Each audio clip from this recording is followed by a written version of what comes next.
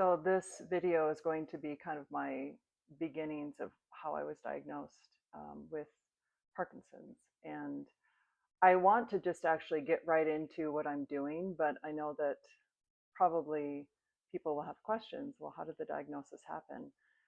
And basically what happened was COVID.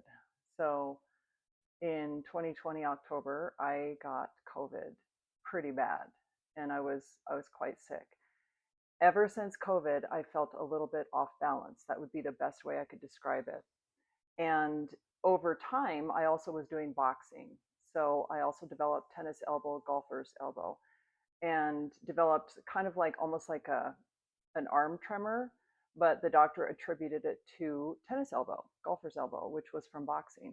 I got cortisone shots. This is probably 2021, and it went away. So that was the issue, right? Maybe at the time it was, but I continued to feel just sort of off balance. I didn't feel well. I couldn't quite put my finger on it.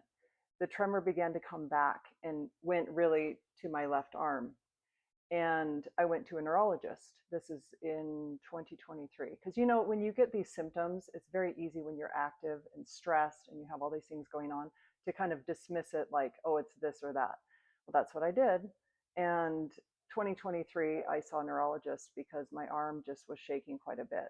And he diagnosed me with an essential tremor, prescribed me propranolol for like, it's prescribed for like stress and for like a slight tremor with essential tremor. It worked. It was great.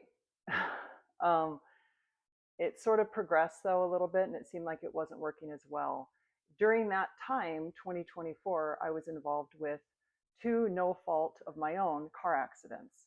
I received pretty bad whiplash in one of them, and then in the other one, well, actually both of them, I received, unfortunately, lower back injury. So I had a lot of pain in my body in 2024 and attributed it to the car accidents. Over time, I was still taking the medication for the essential tremor. And at the same time, I scheduled an appointment to get evaluated with my back. Many MRIs, many doctor appointments, pain clinic, I've done everything, injections, everything. It's very, very difficult because I'm a very active person. In fact, I just got back from the gym and I've exercised my entire life. And to have this pain, which was really debilitating, hard to walk, hard to function, was terrible. So the doctor here where we live said that he wanted to do a fusion. That would be all he could do for my back. And I did not like that idea at all. So with a lot of research, I found this clinic in Germany, this medical clinic in Germany, where the doctors would not fuse, but would rather do a stabilizer device because I developed spondylolisthesis because of the disc issues with my back and the trauma from the accidents. My spine began to slip slightly. So I was qualified to receive that surgery from this clinic in Germany. This was January of this year, 2025. So went to Germany, went with my very good friend Teresa, and I thought this is no big deal. I have a high pain tolerance. I've birthed 6 kids. This will be not a walk in the park, but I can handle this. I can do hard things. So I was really hopeful, excited about this. I went with my good friend. She was there to help me and she was amazing. Anyway, I had the back surgery. And because of the surgery, obviously, I was put on a lot of medications.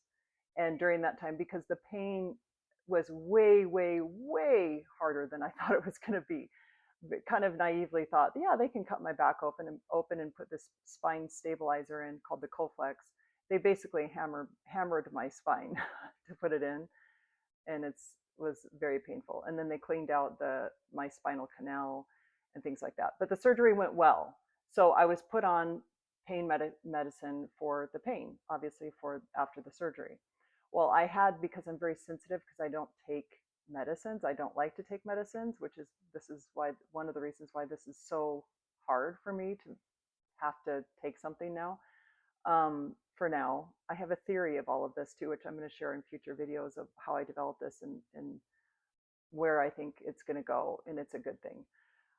Anyway, so I had kind of like what you would call almost like a near overdose in Germany because I had taken so many pain medicines.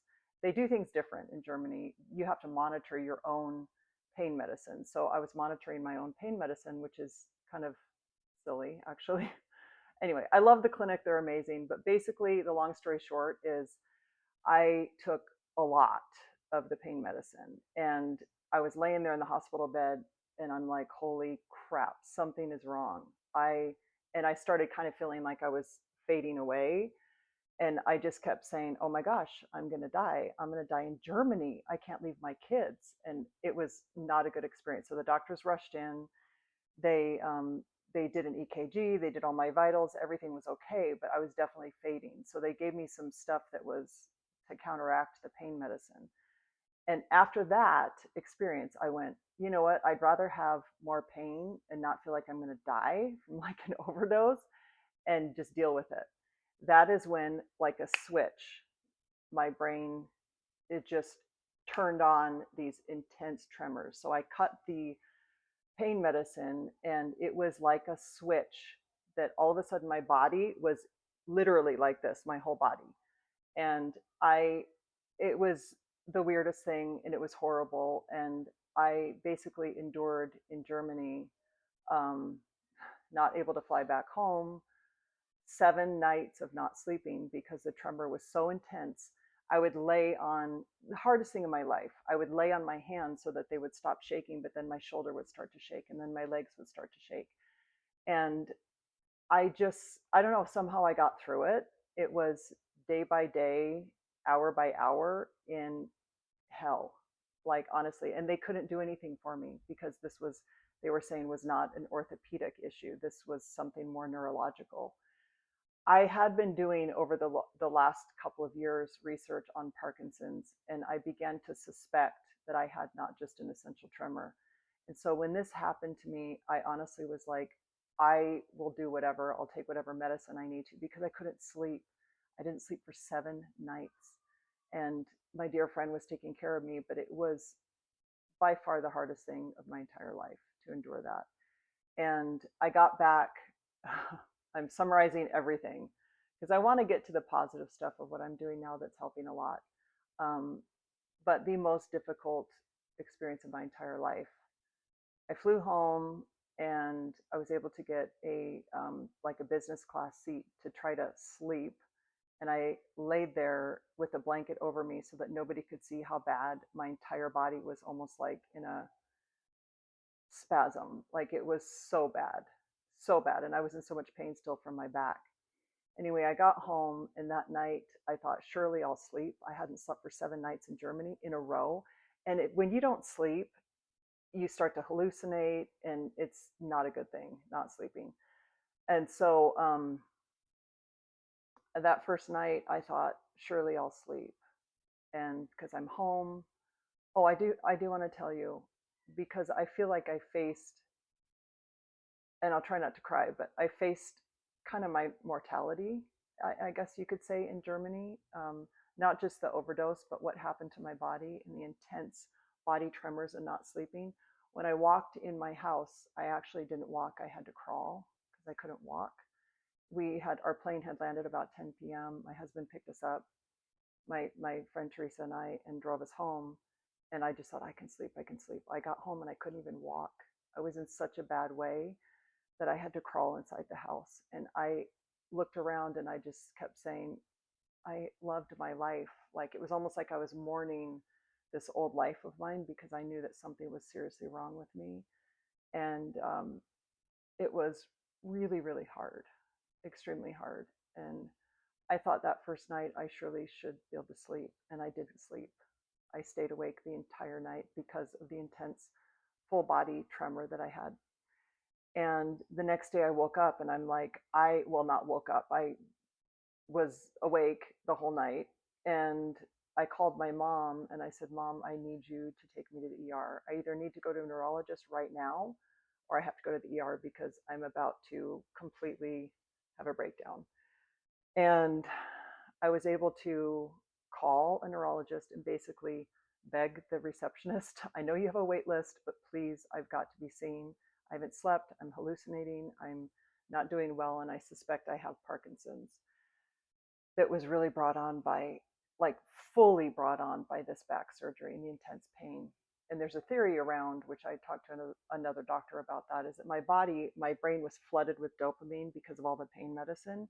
And when I cut the medicine because of that near overdose, my brain was completely depleted of dopamine and triggered the most intense Parkinsonian or Parkinson's response. And so it was kind of brewing, I think, for a while. And then that was just like a switch that just completely turned it on, and I couldn't function at all. I was able to get into the neurologist, and my friend Teresa went with, and my husband as well. They had to bring me in a wheelchair. This is like a nightmare to me, honestly, because at the, you know, I've been a runner my whole life. I've been an athlete. I'm physically fit. As I mentioned, I've had 6 kids. I've been like, people have called me Wonder Woman. And I'm not saying I'm Wonder Woman, but I'm just saying I would do everything. Like, I was a doer, and I am a doer, but I was totally a doer. I'm learning now to be a beer, to be just more like, I am okay how I am. I don't have to do all the time. But that's how I lived my life, was kind of in that masculine energy of do. And I can do everything, and I'm fit, and I worked out my pregnancies and all of this. And all of a sudden I'm faced with, I can't even walk. I can't even freaking walk. Like, what is wrong with me?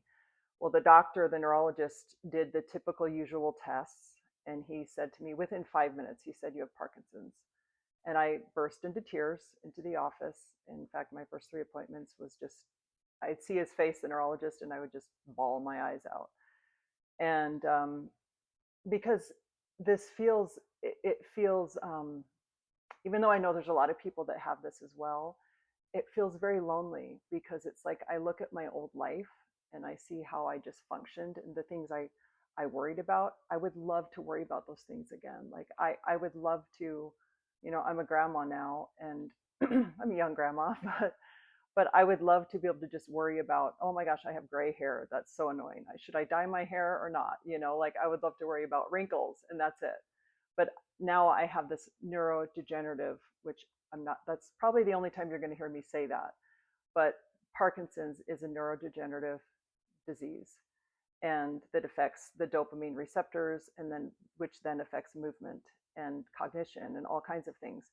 It's probably one of the most feared things that you can be diagnosed with, next to cancer, just the unknown and everything like that. So the first 2 months after my diagnosis, I was in a huge depression. Like, just I'm not like one to say I don't want to live, but I had those thoughts like, I can't do this.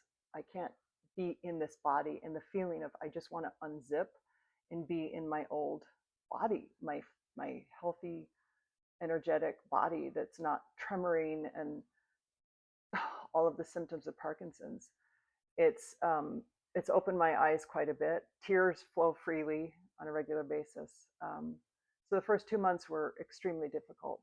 The neurologist prescribed me your typical levodopa carbidopa, which I began right away, and that's another topic I'll talk about in more videos. But I began that right away, and then kind of after I slept for a few nights, because that was the main thing, was I just have to sleep, because I was hallucinating, because I hadn't slept for 8 nights, which is, if any of you have had that happen before, it's horrible, horrible. And I am sleeping now really good. I don't have trouble sleeping now, but because there's things that I'm doing that help, which I want to share in future videos, because I know a lot of people with Parkinson's have trouble sleeping. And there's a lot of symptoms and things like that we can get that can actually be helped with certain things that I want to share with you. So it has been a journey of, I don't even know how to describe it. It is definitely the hardest thing of my entire life. It's been 4 months, 4.5 months since my back surgery. And I am getting stronger every day, and I am acclimating to this new diagnosis, could say. I do have a theory around why I got this, and I'm actually just going to talk about that right now. So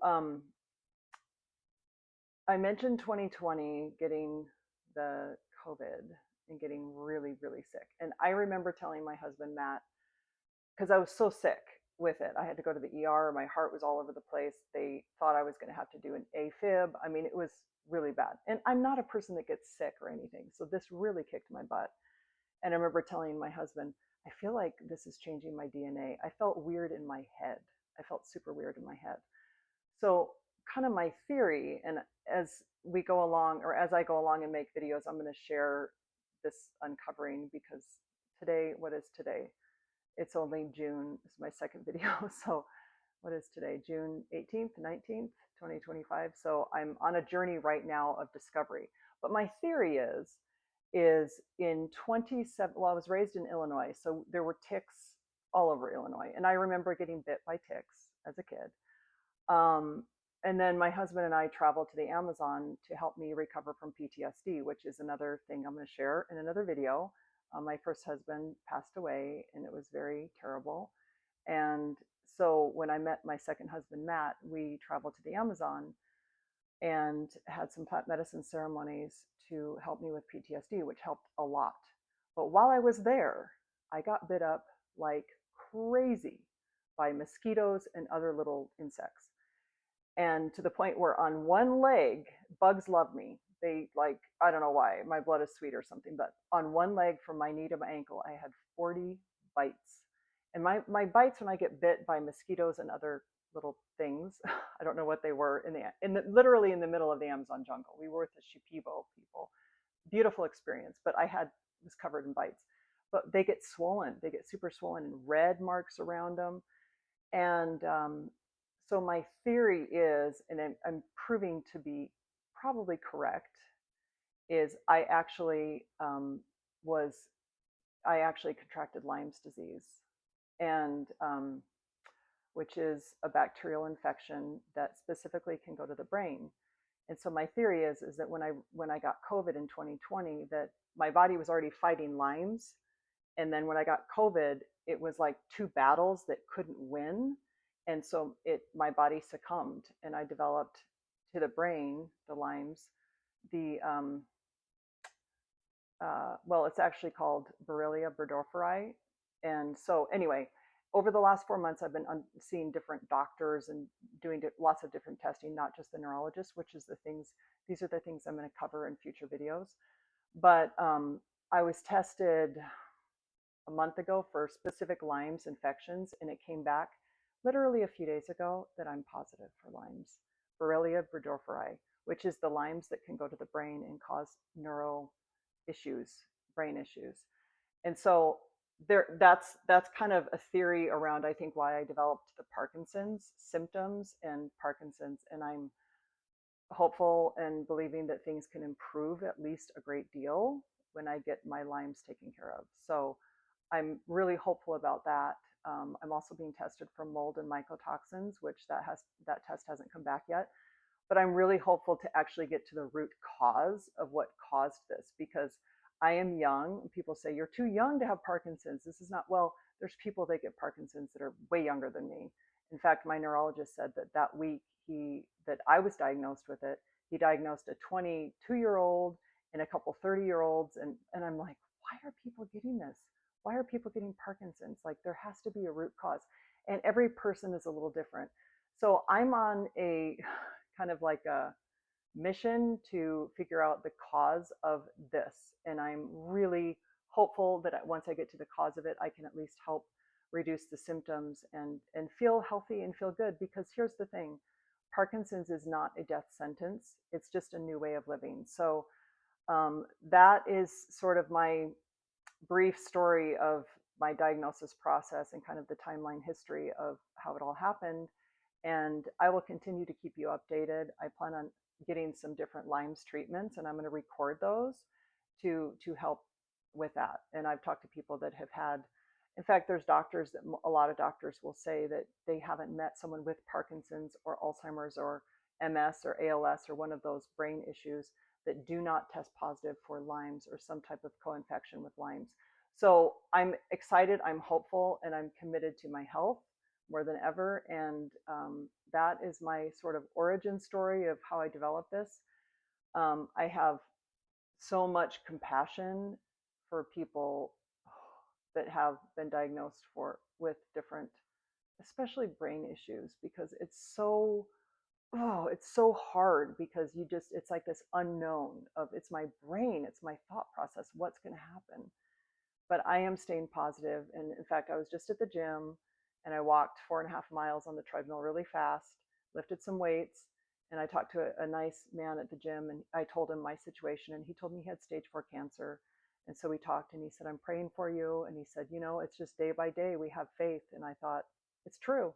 We don't know what other people are going through. And so this is my intent of creating this channel and being vulnerable, which is really hard for me to do because talking about my health, I'm in a business with health, of doing health and fitness type stuff, and I'll talk about that in future videos. And so it's very, very humbling. I have good cries pretty often, but then I have those days where I'm okay too, and having hope. And anyway, appreciate you watching this video. That's my origin story, and stay tuned for more videos. I'm going to share with you the things I'm doing specifically. Basically, I study health and fitness supplements and all types of things all day long. That's like my my main thing. It's like my obsession right now. And I want to share with you what I've learned, and also not just what I've learned like on paper, but actually applying it to myself and how I feel with it. And because if you're watching this and you have Parkinson's, you're probably wondering, just like I was searching, were some Parkinson's videos with people talking about things they do that help. There has to be answers besides just take this medication and you're stuck with that the rest of your life. I don't believe that. I think that we can get to the cause and we can heal our bodies. Anyway, have a blessed day.